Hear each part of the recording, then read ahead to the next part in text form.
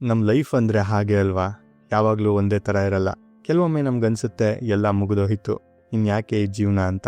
ಎಷ್ಟೇ ಕಷ್ಟಪಟ್ಟರು, ಎಷ್ಟೇ ಟ್ರೈ ಮಾಡಿದ್ರು ಸೋಲು ನಮ್ಮ ಬೆನ್ನು ಬಿಡದೆ ಕಾಡ್ತಾ ಇರುತ್ತೆ. ಕೈಯಲ್ಲಿ ಕಾಸಿರಲ್ಲ, ನಮ್ದವರು ದೂರ ಹೋಗ್ತಾರೆ, ಸಮಾಜ ನಮ್ಮನ್ನು ತಮಾಷೆ ಮಾಡುತ್ತೆ. ನಿಮಗೂ ಯಾವತ್ತಾದರೂ ಈ ಥರ ಫೀಲ್ ಆಗಿದೆಯಾ? ಹಾಗಾದರೆ ಇವತ್ತಿನ ಈ ವಿಡಿಯೋ ನಿಮಗೋಸ್ಕರನೇ. ಹಲೋ ಫ್ರೆಂಡ್ಸ್, ಎಲ್ಲರೂ ಹೇಗಿದ್ದೀರಾ? Welcome back to picture talkies. ಇವತ್ತು ನಾನು ಮಾತಾಡ್ತಿರೋದು ಬರೀ ಒಂದು ಸಿನಿಮಾ ಬಗ್ಗೆ ಅಲ್ಲ, ಇದೊಂದು ಜೀವನದ ಪಾಠ, ಒಂದು ಸತ್ಯಕತೆ. ಜಗತ್ತಿನ ಕೋಟ್ಯಾಂತರ ಜನರಿಗೆ ಸ್ಫೂರ್ತಿ ತುಂಬಿದ cinema the pursuit of happiness. ಹಾಲಿವುಡ್ನ ಸೂಪರ್ ಸ್ಟಾರ್ ವಿಲ್ ಸ್ಮಿತ್ ಅಭಿನಯದ ಈ ಸಿನಿಮಾ ಒಬ್ಬ ಮನುಷ್ಯ ತನ್ನ ಕನಸಿಗೋಸ್ಕರ, ತನ್ನ ಮಗನಿಗೋಸ್ಕರ ಯಾವ ಮಟ್ಟಕ್ಕೆ ಕಷ್ಟಪಡಬಲ್ಲ ಅನ್ನೋದನ್ನ ಕಣ್ಣಿಗೆ ಕಟ್ಟಿದ ಹಾಗೆ ತೋರಿಸುತ್ತೆ. ಈ ಸಿನಿಮಾ ನೋಡಿದ ಮೇಲೆ ಗ್ಯಾರಂಟಿ ಹೇಳ್ತೀನಿ, ನಿಮ್ಮ ಪ್ರಾಬ್ಲಮ್ ಎಲ್ಲ ನಿಮಗೆ ಚಿಕ್ಕದಾಗಿ ಕಾಣಿಸೋಕೆ ಶುರುವಾಗುತ್ತೆ. ಬನ್ನಿ ಅದ್ಭುತವಾದ ಜರ್ನಿನ ಶುರು ಮಾಡೋಣ. ಕತೆ ಶುರುವಾಗೋದು 1980ರ ಸ್ಯಾನ್ ಫ್ರಾನ್ಸಿಸ್ಕೋದಲ್ಲಿ.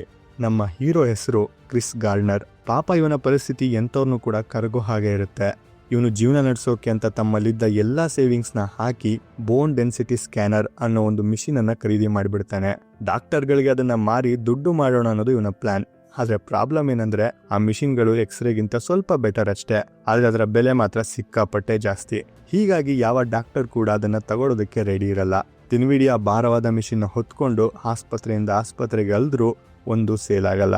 ಇತ್ತ ಕಡೆ ಮನೆ ಬಾಡಿಗೆ ಕಟ್ಟೋಕೆ ಕಾಸಿಲ್ಲ, ಟ್ಯಾಕ್ಸ್ ಕಟ್ಟಿಲ್ಲ, ಕಾರ್ ಪಾರ್ಕಿಂಗ್ ಟಿಕೆಟ್ಸ್ ರಾಶಿ ಬಿದ್ದಿದೆ. ಈ ಬಡತನ ತಡೆಯೋಕೆ ಆಗದೆ ಪ್ರತಿದಿನ ಜಗಳ ಆಡಿ ಆಡಿ ಕೊನೆಗೆ ಇವನ ಹೆಂಡತಿ ಇವನನ್ನ ಬಿಟ್ಟು ಹೋಗ್ತಾಳೆ. ಈಗ ಕ್ರಿಸ್ ಹತ್ರ ಇರೋದು ಎರಡೇ ವಿಷಯ, ಒಂದು ಮಾರಾಟವಾಗದ ಮಿಷಿನ್ಗಳು, ಇನ್ನೊಂದು ತನ್ನ 5 ವರ್ಷದ ಪುಟ್ಟ ಮಗ ಕ್ರಿಸ್ಟೋಫರ್. ಹೀಗಿರ್ಬೇಕಾದ್ರೆ ಒಂದು ದಿನ ಕ್ರಿಸ್ ರಸ್ತೆಯಲ್ಲಿ ಹೋಗ್ತಿರ್ತಾನೆ. ಅಲ್ಲಿ ಒಂದು ದೊಡ್ಡ ಬಿಲ್ಡಿಂಗ್ ನ ಮುಂದೆ ಜನ ಲಕ್ಸುರಿ ಕಾರ್ನಲ್ಲಿ ಬರೋದು, ನಗ್ನಗ್ತಾ ಇರೋದನ್ನ ನೋಡ್ತಾನೆ. ಅವರ ಮುಖದಲ್ಲಿ ಖುಷಿ ನೋಡಿ ಇವನ್ಗೆ ಆಶ್ಚರ್ಯ ಆಗುತ್ತೆ. ಅಲ್ಲೊಬ್ರನ್ನ ಕೇಳೇ ಬಿಡ್ತಾನೆ, ಸರ್ ನೀವು ಏನ್ ಕೆಲಸ ಮಾಡ್ತೀರಾ, ಇಷ್ಟು ಖುಷಿಯಾಗಿ ಹೇಗಿದ್ದೀರಾ ಅಂತ. ಅದಕ್ಕೆ ಆ ವ್ಯಕ್ತಿ ಹೇಳ್ತಾನೆ, ನಾನು ಸ್ಟಾಕ್ ಬ್ರೋಕರ್ ಅಂತ. ಆ ಕ್ಷಣ ಕ್ರಿಸ್ ಡಿಸೈಡ್ ಮಾಡ್ತಾನೆ, ನಾನು ಕೂಡ ಸ್ಟಾಕ್ ಬ್ರೋಕರ್ ಆಗ್ಲೇಬೇಕು ಅಂತ. ಆದ್ರೆ ಅದಷ್ಟು ಸುಲಭ ಅಲ್ಲ. ಅದಕ್ಕೆ ಒಂದು ಇಂಟರ್ನ್ಶಿಪ್ ಪ್ರೋಗ್ರಾಮ್ ಇರುತ್ತೆ. ಸಾವಿರಾರು ಜನ ಅಪ್ಲೈ ಮಾಡಿರ್ತಾರೆ, ಅದರಲ್ಲಿ ಸೆಲೆಕ್ಟ್ ಆಗೋದು ಬರೀ 20 ಜನ. ಅಷ್ಟೇ ಅಲ್ಲ, ಆ 20 ಜನಗಳಲ್ಲಿ ಕೊನೆಗೆ ಕೆಲಸ ಸಿಗೋದು ಕೇವಲ ಒಬ್ಬರಿಗೆ ಮಾತ್ರ. ಅದರಲ್ಲೂ ದೊಡ್ಡ ಟ್ವಿಸ್ಟ್ ಏನಂದ್ರೆ, ಆ 6 ತಿಂಗಳ ಟ್ರೈನಿಂಗ್ ಪೀರಿಯಡ್ ಅಲ್ಲಿ ₹1 ಕೂಡ ಸಂಬಳ ಇರಲ್ಲ. ಈಗಾಗ್ಲೇ ಬೀದಿಗೆ ಬಂದಿರೋ ಕ್ರಿಸ್ ಸಂಬಳ ಇಲ್ಲದ ಆ ಕೆಲಸಕ್ಕೆ ಸೇರಿ ಮಗನನ್ನ ಸಾಕೋದು ಹೇಗೆ, ಆ ಚಾಲೆಂಜ್ ಅವನು ಹೇಗೆ ಫೇಸ್ ಮಾಡ್ತಾನೆ ಅನ್ನೋದೇ ಸಿನಿಮಾದ ಹೈಲೈಟ್. ಫ್ರೆಂಡ್ಸ್, ಈ ಸಿನಿಮಾದಲ್ಲಿ ಬರೋ ಒಂದೊಂದು ಸೀನ್ ಕೂಡ ನಮ್ಮನ್ನ ಕಾಡುತ್ತೆ. ಕೆಲವು ಸೀನ್ಗಳು ನಮ್ಮ ಕಣ್ಣಲ್ಲಿ ನೀರು ತರಿಸಿದ್ರೆ, ಇನ್ನ ಕೆಲವು ಸೀನ್ಗಳು ನಮಗೆ ಗೂಸ್ ಬಂಪ್ಸ್ ಅನ್ನ ತರಿಸ್ತವೆ. ಅಂತಹ ಕೆಲವು ಬೆಸ್ಟ್ ಸೀನ್ಗಳ ಬಗ್ಗೆ ಮಾತಾಡೋಣ. Rubik's cube scene. ಕ್ರಿಸ್ಗೆ ಆ ಇಂಟರ್ನ್ಶಿಪ್ ಇಂಟರ್ವ್ಯೂ ಸಿಗೋದು ದೊಡ್ಡ ಸಾಹಸ ಆಗಿರುತ್ತೆ. ಒಂದು ಸೀನ್ ಇದೆ ನೋಡಿ, ಕ್ರಿಸ್ ಒಬ್ಬ ದೊಡ್ಡ ಮ್ಯಾನೇಜರ್ ಜೊತೆ ಟ್ಯಾಕ್ಸಿಯಲ್ಲಿ ಹೋಗ್ತಿರ್ತಾನೆ. ಆ ಮ್ಯಾನೇಜರ್ ಒಂದು ರೂಬಿಕ್ಸ್ ಕ್ಯೂಬ್ನ ಸಾಲ್ವ್ ಮಾಡೋದಕ್ಕೆ ಟ್ರೈ ಮಾಡ್ತಿರ್ತಾರೆ. ಆ ಟೈಮಲ್ಲಿ ಇದು ಹೊಸ ಆಟಿಕೆ, ಯಾರಿಂದಲೂ ಅದನ್ನ ಸಾಲ್ವ್ ಮಾಡೋದಕ್ಕೆ ಆಗ್ತಿರಲ್ಲ. ಆಗ ಕ್ರಿಸ್ ಹೇಳ್ತಾನೆ, ಸರ್ ಇದನ್ನ ನಾನು ಸಾಲ್ವ್ ಮಾಡಬಲ್ಲೆ ಅಂತ. ಆ ಮ್ಯಾನೇಜರ್ ನಂಬಲ್ಲ. ಆದರೆ ಕ್ರಿಸ್ ಆ ಟ್ಯಾಕ್ಸಿ ಜರ್ನಿ ಮುಗಿಯೋದ್ರೊಳಗೆ ಆ ಕ್ಯೂಬ್ನ ಸಾಲ್ವ್ ಮಾಡಿ ಅವರ ಕೈಗಿಡ್ತಾನೆ. ಆ ಮ್ಯಾನೇಜರ್ ಮುಖದಲ್ಲಿರೋ ಎಕ್ಸ್ಪ್ರೆಷನ್ನ ನೋಡಬೇಕು. ಇದು ಜಸ್ಟ್ ಒಂದು ಆಟ ಅಲ್ಲ, ಇದು ಕ್ರಿಸ್ನ ಬುದ್ಧಿವಂತಿಕೆಗೆ ಮತ್ತು ಫೋಕಸ್ಗೆ ಸಾಕ್ಷಿ. ಬಡವನಾದ್ರೂ ಅವನ ಟ್ಯಾಲೆಂಟ್ ಏನು ಅಂತ ಪ್ರೂವ್ ಮಾಡೋ ಸೀನ್ ಇದು. ತುಂಬಾ ಇನ್ಸ್ಪೈರಿಂಗ್ ಆಗಿದೆ. Subway bathroom scene. ಇದು ಸಿನಿಮಾದಲ್ಲೇ ಅತ್ಯಂತ ಎಮೋಷನಲ್ ಸೀನ್. ಇದನ್ನು ನೋಡಿದ್ರೆ ಎಂಥ ಕಲ್ಲು ಹೃದಯದವ್ರಿಗೂ ಅಳು ಬರುತ್ತೆ. ಕ್ರಿಸ್ ಮತ್ತೆ ಅವನ ಮಗ ಇರೋ ಬಾಡಿಗೆ ಮನೆಯಿಂದ ಅವರನ್ನು ಹೊರಗೆ ಹಾಕ್ಬಿಡ್ತಾರೆ. ರಾತ್ರಿ ಮಲಗೋಕೆ ಜಾಗ ಇಲ್ಲ, ಹೋಟೆಲ್ಗೆ ಹೋಗೋಕ್ಕೆ ಕಾಸಿಲ್ಲ. ಕೊನೆಗೆ ಅವರು ಒಂದು ರೈಲ್ವೆ ಸ್ಟೇಷನ್ ಸಬ್ವೇಗೆ ಬರ್ತಾರೆ. ಅಲ್ಲಿರೋ ಒಂದು ಪಬ್ಲಿಕ್ ಟಾಯ್ಲೆಟ್ನ ಒಳಗೆ ಹೋಗ್ತಾರೆ. ಆ ಪುಟ್ಟ ಮಗನಿಗೆ ಭಯ ಆಗಬಾರ್ದು ಅಂತ ಕ್ರಿಸ್ ಒಂದು ಆಟ ಆಡ್ತಾನೆ. ನಾವು ಈಗ ಹಳೆ ಕಾಲದ ಗುಹೆಯಲ್ಲಿದ್ದೇವೆ, ಡೈನೋಸರ್ಸ್ಗಳಿಂದ ತಪ್ಪಿಸಿಕೊಳ್ತಿದ್ದೇವೆ ಅಂತ ನಂಬಿಸಿ ಆ ಗಲೀಜು ಬಾತ್ರೂಮ್ನಲ್ಲಿ ಮಗನನ್ನ ಮಲಗಿಸ್ತಾನೆ. ಮಗ ಮಲಗಿದ ಮೇಲೆ ಹೊರಗಡೆ ಯಾರೋ ಬಾಗಿಲು ಬಡಿತಾರೆ. ಎಲ್ಲಿ ತಮ್ಮನ್ನ ಆಚೆ ಹಾಕ್ಬಿಡ್ತಾರೋ ಅಂತ ಕ್ರಿಸ್ ಕಾಲಲ್ಲಿ ಬಾಗಿಲನ್ನ ಗಟ್ಟಿಯಾಗಿ ಹೊತ್ತಿ ಹಿಡಿತಾನೆ. ಆ ಟೈಮಲ್ಲಿ ಅವನ ಕಣ್ಣಿಂದ ನೀರು ಸುರಿಯುತ್ತೆ. ಒಬ್ಬ ತಂದೆಯ ಅಸಹಾಯಕತೆ, ಮಗನ ಮೇಲಿನ ಪ್ರೀತಿ, ಬಡತನದ ಕ್ರೂರತೆ ಎಲ್ಲವೂ ಒಂದೇ ಫ್ರೇಮ್ನಲ್ಲಿ ಕಾಣುತ್ತೆ. ನಿಜಕ್ಕೂ ಎದೆ ಭಾರವಾಗೋ ದೃಶ್ಯ ಅದು. ಛಲ ಬಿಡದ ಹೋರಾಟ. ಇಂಟರ್ನ್ಶಿಪ್ ಟೈಮ್ನಲ್ಲಿ ಕ್ರಿಸ್ ಪಡೋ ಪಾಡು ಅಷ್ಟಿಷ್ಟಲ್ಲ. ಬೇರೆಯವರೆಲ್ಲ ದಿನಕ್ಕೆ 9 ಗಂಟೆ ಕೆಲಸ ಮಾಡಿದ್ರೆ ಇವನು 6 ಗಂಟೆ ಅಷ್ಟೇ ಕೆಲಸ ಮಾಡೋಕೆ ಸಾಧ್ಯ. ಯಾಕಂದ್ರೆ ಸಂಜೆ 5 ಗಂಟೆಗೆ ಓಡಿ ಹೋಗಿ ತನ್ನ ಮಗನನ್ನ ಡೇ ಕೇರ್ ಇಂದ ಕರ್ಕೊಂಡು ಬರಬೇಕು. ಆಮೇಲೆ ರಾತ್ರಿ ಮಲ್ಗೋಕೆ ಶೆಲ್ಟರ್ ಲೈನ್ ನಲ್ಲಿ ನಿಲ್ಲಬೇಕು. 1 ನಿಮಿಷ ವೇಸ್ಟ್ ಮಾಡಲ್ಲ. ನೀರು ಕೂಡ ಕುಡಿಯೋಕೆ ಬ್ರೇಕ್ ತಗೊಳ್ಳಲ್ಲ. ಬಾತ್ರೂಮ್ಗೆ ಹೋಗೋದೇ ಇಲ್ಲ. ಫೋನ್ ರಿಸೀವರ್ ಕೆಳಗೆ ಹಿಡದೆ ಕಂಟಿನ್ಯೂಸ್ ಆಗಿ ಕಾಲ್ಸ್ ಮಾಡ್ತಿರ್ತಾನೆ. ರಾತ್ರಿ ಮಗ ಮಲಗಿದ ಮೇಲೆ ಡಿಮ್ ಲೈಟ್ನಲ್ಲಿ ಓದ್ಕೋತಾನೆ. ಎಷ್ಟೇ ಸುಸ್ತಾದರೂ ಎಷ್ಟೇ ಅವಮಾನ ಆದರೂ ತನ್ನ ಫೋಕಸ್ ಮಾತ್ರ ಕಳ್ಕೊಳ್ಳಲ್ಲ. ಈ ಡೆಡಿಕೇಶನ್ ನಮಗೆ ದೊಡ್ಡ ಪಾಠ. ಇನ್ನು ಸಿನಿಮಾದ ಟೆಕ್ನಿಕಲ್ ವಿಷಯಕ್ಕೆ ಬರೋದಾದರೆ, ಮೊದಲನೇದಾಗಿ ಮಾತನಾಡಬೇಕಾಗಿರೋದು ನಟನೆ ಬಗ್ಗೆ. ವಿಲ್ ಸ್ಮಿತ್, ನಾವೆಲ್ಲ ಆ್ಯಕ್ಷನ್ ಅಥವಾ ಕಾಮಿಡಿ ರೋಲ್ಗಳಲ್ಲಿ ಇವರನ್ನು ನೋಡಿದ್ವಿ, ಆದರೆ ಇದರಲ್ಲಿ ಇವರ ಅಭಿನಯ ಅದ್ಭುತ.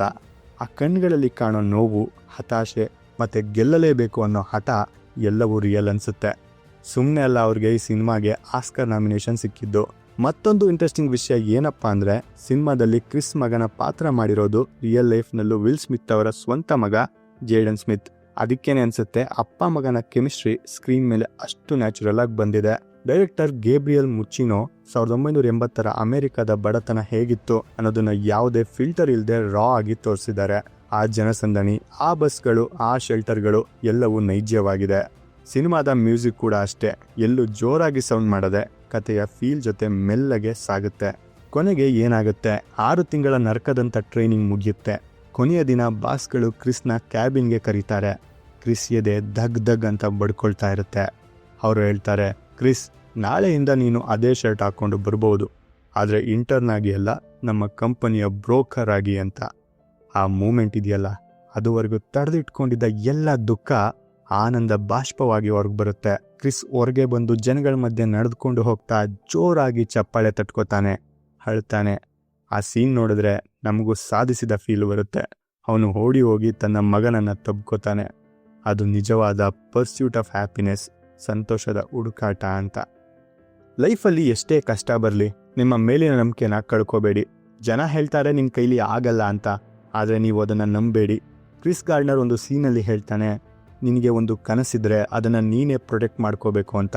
ಬೇರೆಯವ್ರಿಗೆ ಅವರ ಕೈಲಿ ಆಗಲ್ಲ ಅಂದರೆ ನಿನ್ನ ಕೈಲೂ ಆಗಲ್ಲ ಅಂತಲೇ ಹೇಳ್ತಾರೆ. ನಿನಗೇನಾದರೂ ಬೇಕಂದರೆ ಹೋಗಿ ಅದನ್ನು ಪಡ್ಕೋ ಅಷ್ಟೇ. If you want something, go get it, period.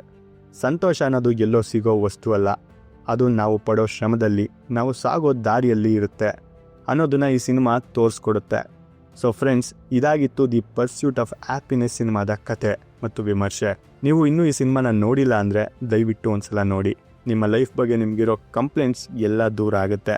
ನಿಮಗೆ ಈ ವಿಡಿಯೋ ಇಷ್ಟ ಆಗಿದ್ರೆ ಅಥವಾ ಈ ಸಿನಿಮಾದ ಯಾವ ಸೀನ್ ನಿಮಗೆ ಜಾಸ್ತಿ ಇಷ್ಟ ಆಯಿತು ಅಂತ ಕೆಳಗಡೆ ಕಮೆಂಟ್ ಮಾಡಿ ತಿಳಿಸಿ. ವಿಡಿಯೋಗೆ ಒಂದು ಲೈಕ್ ಕೊಡೋದನ್ನು ಮರಿಬೇಡಿ. ಹಾಗೆ ನಿಮ್ಮ ಫ್ರೆಂಡ್ಸ್ ಯಾರಾದರೂ ಲೈಫಲ್ಲಿ ಡಲ್ ಆಗಿದ್ರೆ ಅವ್ರಿಗೆ ಈ ವಿಡಿಯೋನ ಶೇರ್ ಮಾಡಿ, ಅವ್ರಿಗೂ ಸ್ವಲ್ಪ ಮೋಟಿವೇಶನ್ ಸಿಗಲಿ.